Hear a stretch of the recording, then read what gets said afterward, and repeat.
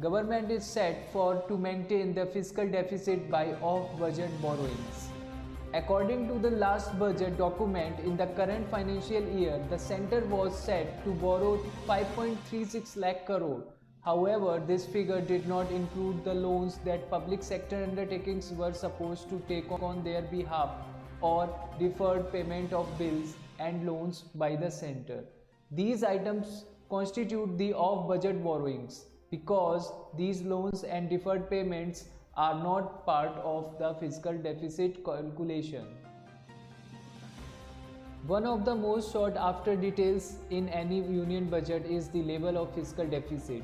As such, it is keenly watched by rating agencies both inside and outside the country. That is why most governments want to restrict their fiscal deficit to a respectable number. One of the ways to do this is by resorting to off-budget borrowings. Such borrowings are a way for the centre to finance its expenditures while keeping the debt off the books, so that it is not counted in the calculation of fiscal deficit.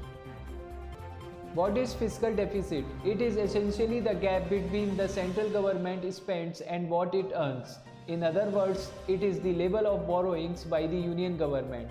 This fiscal deficit is the most important metric to understand the financial health of any government's finances.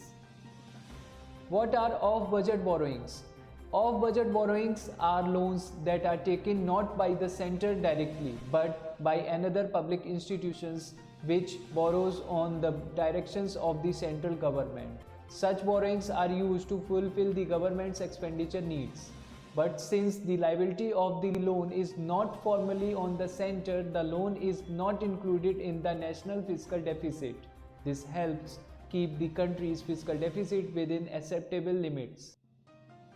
How are off-budget borrowings raised? The government can ask an implementing agency to raise the required funds from the market through loans or by issuing bonds. For example, food subsidy is one of the major expenditure of centre. In the budget presentation for 2020-21, the government paid only half the amount of budgeted for the food subsidy bill to the Food Corporation of India. The shortfall was met through a loan from the National Small Saving Funds. Other public sector undertakings have also borrowed for the government. For instance, public sector oil marketing companies were asked to pay for subsidized gas cylinders for Pradhan Mantri Ujjwala Yojana beneficiary in the past. Public sector banks are also used to fund off budget expenses. For example, loans from PSU banks were used to make up for the shortfall in the release of fertilizer subsidies.